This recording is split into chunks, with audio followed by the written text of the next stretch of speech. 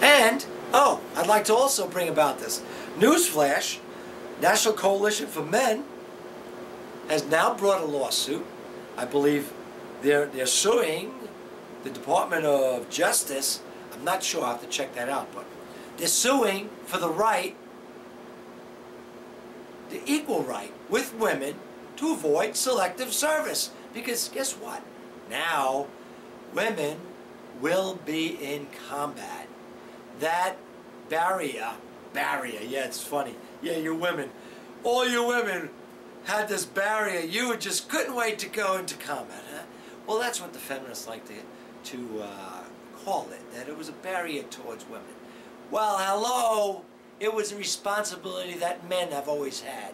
So now you women are going to have to be responsible for this nation's defense, and this lawsuit should definitely be filed and won if this country has any sense of fair-mindedness, and if this Constitution, if the U.S. Constitution has any validity at all, women will now have to sign up for the selective service. So I urge everyone to look up that lawsuit, the National Coalition for Men, the lawsuit against the selective service, the male-only selective service. So let's get on that bandwagon, man. Equality, yeah! So I'd like to report a really cool thing. This seems to be a trend going on. As I said in another video, National Coalition for Men sued the Selective Service now because of their male-only draft Selective Service registration policy, which now that is invalid because now women can serve in combat. So that lawsuit is going on. I'm proud of my friend Steve Svoboda and Mark Angelucci from National Coalition for Men. Those guys are amazing. But now, I just got news. If you check out one of my videos also, I was part of a protest at a Clinton event protesting the planned circumcision of millions of Africans by the Clinton Foundation and the UN and these other some misguided people who think that circumcision will prevent AIDS. Well, somebody's got some. It's obviously wrong. The developed world is probably actually the U.S. is the most circumcised group in the world and probably has the most incidents of AIDS. So you don't have to be a doctor to figure that out. But crazy woman, Tina Dupuy, who wrote an article in the UK Progressive, and also it was also in the Summit Daily, and this woman is absolutely horrible piece of garbage, if you ask me. In her bio, it says she's an award-winning journalist. Well, you just hear something from an award-winning journalist, Tina Dupuy. It's D-U-P-U-Y. And this article is actually still in the UK Progressive and the Summit Daily. And if you look at the comments in the UK Progressive article, first I had printed out 17 comments, all against this nut job, with some really cool and enlightening and brilliant comments about this piece of garbage article that she wrote. But now there's 9 comments left up on the UK Progressive website from this article called "The Dudes Doth Protest Too Much, Methinks." Brilliant, yeah, really cute. But what happened was the director of intaction.org sued for defamation of character and reputation, sued the UK Progressive and the Summit Daily. So I decided to check. This was, I don't know, about a week ago.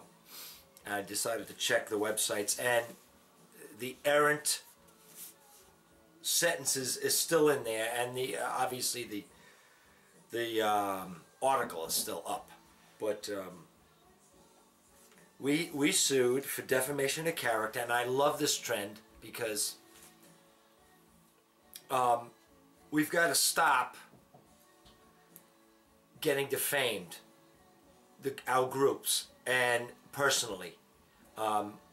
The men's rights movement and the men's human rights movement and all our groups, organizations, and websites. We're reputable people. We have nothing to hide. And when we get dissed and defamed like this, I think we should sue. And sue for money. And I don't know how it's going to end up. I hope intaction.org follows up on this and maybe can collect money out of this, but we should not be defamed. We're standing up for men, boys, girls, and women, equal rights, human rights, and compassion, and we don't need to be defamed like this. I also listened to a recent podcast on Feminist Current, and I heard the guest on there was, I think her name was Susan King. She's whacked out feminist who believes all men are potential rapists, and all the world's problems are caused by men. But she did say that there are men's rights activists out there that are trying to bring out problems that men have, but these MRAs are doing it the wrong way, and they're misogynists and they're rape apologists. I said, I don't know, I have no idea where she's going with this. I was just waiting for her to name a group, but she did not name a group, because we could sue. If she calls a group, a website, a person, rape apologist, rapist, I think we should sue. I mean, that's the protections we have in the world, in this country, and we should use it. You know, we are human beings, men and boys, men's activists. So anyway, back to this Tina Dupuy. Dupuy, do not know how to pronounce it, but this woman is a real nut job. Horrible person. Here we are, well-meaning people in the world, many millions of us, who want to stop genital mutilation of children. Okay? I make no distinction between girls and boys. I mean, it should not happen to girls or boys. But this woman seems to think that men and baby boys actually are not human, and they should get over it. And despite the fact that they don't have a choice, you know, as a baby, that doesn't seem to bother her. But let me just read something from her article. Okay, the dudes doth protest too much, methinks. Okay, Tina Dupuy. I'm gonna just skip down a little bit here, and one phrase she writes here is, the preoccupation the men of our species have with their manhood.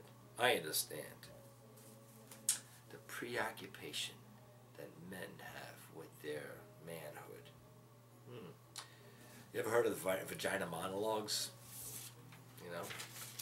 Okay, do I have to say anything else? Yeah, I'm preoccupied with my manhood when someone cuts it off against my will. On Intaction's website, there's a woman holding a picket sign that reads, circumcision removes the most sensitive part of the penis. Like I said, I'm married to a dude, therefore very skeptical of that claim. There's really no evidence of that being true in any study. Okay. So she's saying that circumcision does not remove the most sensitive part of the penis? What does she base that on? Idiocy. Ignorance. Let's really get into it here. I'm going to take a breath for this one. This is one whole paragraph. But my main issue is, you know where this is going. because there's other problems. Don't worry about this problem, because there's other problems in the world. Don't do this, But it gets way worse than that. But my main issue is, of all the things that one can choose as the evil, they must devote their lives to stamping out. This is it. Here we go. Not famine, war, disease, poverty, pollution, corruption, child abuse, slavery, exploited sex workers, exploited children, sweatshops, union busting. Yeah, I'm going to add a little aside right here because there's a long sentence, but you're not going to believe what she has in this list. Things that we should take care of before male circumcision. Okay, you're not going to believe what's in here.